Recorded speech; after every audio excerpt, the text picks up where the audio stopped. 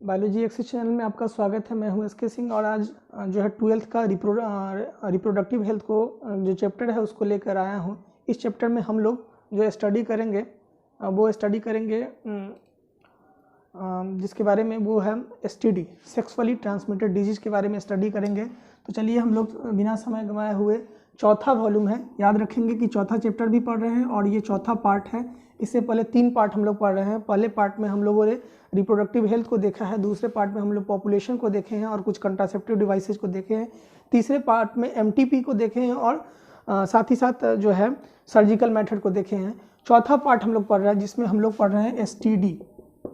STD का मतलब होता है सेक्सुअली ट्रांसमिटेड डिजीज़, एक ऐसी बीमारी जो सेक्सुअली मेल से फीमेल तक ट्रांसफ़र होता है या फीमेल टू मेल ट्रांसफ़र होता है, या फीमेल से मेल तक या मेल से फीमेल तक, दोनों कंडीशन इसमें अप्लाई होता है क्योंकि यह फीमेल को भी हो सकता है और मेल को भी हो सकता है और मेल से फीमेल को भी जा सकता है, फीमेल से मेल को भी जा सकता है। यह सेक्सुअली ट्रांसमिटेड डिजीज होता है, बहुत ही खतरनाक डिजीज में से एक है। इसको यौन संचारित रोग बोलते हैं, यौन संचारित रोग के नाम से इसको जाना जाता है क्योंकि यह बहुत ही ज़्यादा दुष्प्रभाव अपना दिखाता है। इसमें एक आता है RTI। RTI का मतलब होता है रिप्रोडक्टिव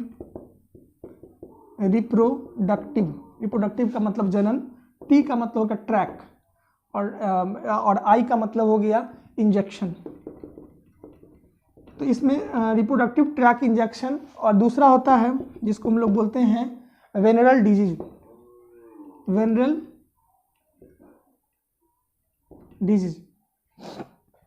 तो ये जो डिजीज होती है वेनरल डिजीज, यह कहीं ना कहीं से यौन संचारित रोग का माध्यम बताया गया है। यह मुख्य रूप से जो मोस्ट एज होता है इस डिजीज का होने का, यह लगभग 15 से 24 साल के एज में अधिकतर यह देखने को मिलता है। 15 से कहाँ होता है तो जेनिटल ट्रैक में जो जनन अंग है उसमें हो सकता है। ये जनन अंग पेनिस हो सकते हैं, ये जनन अंग भेजिना हो सकती है।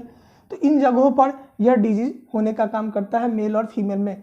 साथ ही साथ ओरल जेनिटल ट्रैक जो बाहर से जो खुलता है जेनिटल ट्रैक, उस रास्ते के मुहाने पर उसके जो है द्वार पे भी यह डिजीज हो सकता है।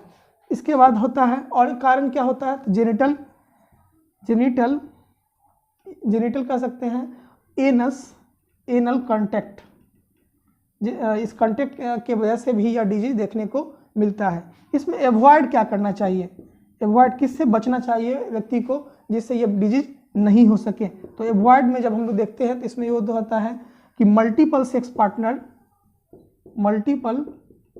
पार्टनर नहीं होनी चाहिए। मल्टीपल सेक्स पार्टनर होने से इस डिजीज में बचाव की समस्या समाधान जो है ये कम हो जाता है। दूसरा चीज़ होता है यूज़ कंडोम। मेल और फीमेल दोनों कंडोम उपलब्ध होते हैं तो इसका प्रयोग किया जा सकता है। 2 हो गया। तीसरा जो चीज़ है वो है जिसका प्रयोग किया जाता है, तो तीसरा जो चीज़ है कि जो है चेकअप जो है ज़रूरी होता है। इसके लिए मेल और फीमेल दोनों चेकअप करके इस चीज़ से ये कर सकते हैं। तो इसमें कई तरह से डिजीज होता है। डिजीज किन चीज़ों से होता है सो देखते हैं। तो ये डिजीज जो होता है यह वायरल की वजह से भी होता है, वायरल की वजह से होता है, वायरस जिसको बोलते हैं। इसमें 3 चीज़ आता है, HHH याद रखने की चीज़ है कि वायरल की वजह से कौन कौन होता है। तो HIV इन्फेक्शन, HIV क्या है तो HIV और एड्स 2 चीज़ है। Ads acquired immuno deficiency syndrome, या कहीं ना कहीं से हमारा इम्यून सिस्टम को कमज़ोर कर देता है जिससे नॉर्मल व्यक्ति को भी डिजीज से लड़ने की क्षमता कम हो जाती है और उसमें एक के बाद एक डिजीज जो है वह अटैक करने लगता है क्योंकि उसकी इम्यूनिटी प्रतिरक्षा तंत्र जो होता है वो कमज़ोर रहता है। ज़रूरी नहीं कि वो सेक्सुअल कॉन्टैक्ट की वजह से ही होगा, वो और भी कारण हो सकता है कि इम्यून वीकनेस हो जाएगा तो एड्स नामक डिजीज हो जाता है। दूसरा चीज़ होता है वो होता है ये जिसके वजह से होता है उसका नाम होता है HIV, human immuno defensive virus बोला जाता है। और इस वायरस की वजह से जिस व्यक्ति में एड्स की समस्या होती है, और यह समस्या जो है भारत की समस्याओं में से एक है, क्योंकि लोगों के अशिक्षा और जो है कम पढ़े लिखे होने की वजह से ये इस डिजीज में क्योर नहीं किया जाता है, और जिसकी वजह से HIV की जो पेशेंट होते हैं वो बढ़ जाते हैं। मैक्सिमम इसमें 10 साल तक लोग जीता है, और 1 दिसंबर को वर्ल्ड एड्स डे के रूप में मनाया जाता है। यह बीमारी मेल और फीमेल किसी को भी हो सकता है। ऐसे कंडीशन में यह सेक्सुअल कंटेक्ट जो है ये सबसे बड़ा कारण बनता है। साथ ही साथ उनके ब्लड लेने से, साथ ही साथ जो है रेजर सेविंग ब्लेड्स है, इसका यूज जो करने से, माँ के से बच्चों में, इन सभी कारणों से बच्चों के अंदर या माँ से या मेल और फीमेल में एड्स की समस्या होती है। तो ये HIV जो हो गया, ये हो गया। इसके बाद आता है हर्प्स। तीसरा जो आता है वो आता है हेपेटाइटिस B। ये तीनों जो डिजीज है ये वायरल डिजीज में आता है, जो वायरस की वजह से होता है। इसके अलावा इसमें एक और आता है जेनिटल वार्ट्स जिसको बोलते हैं, ये भी वायरल डिजीज के अंदर आता है।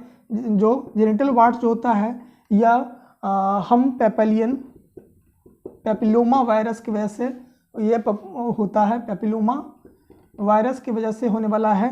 तो ये चौथा डिजीज है जो वायरस की वजह से होता है।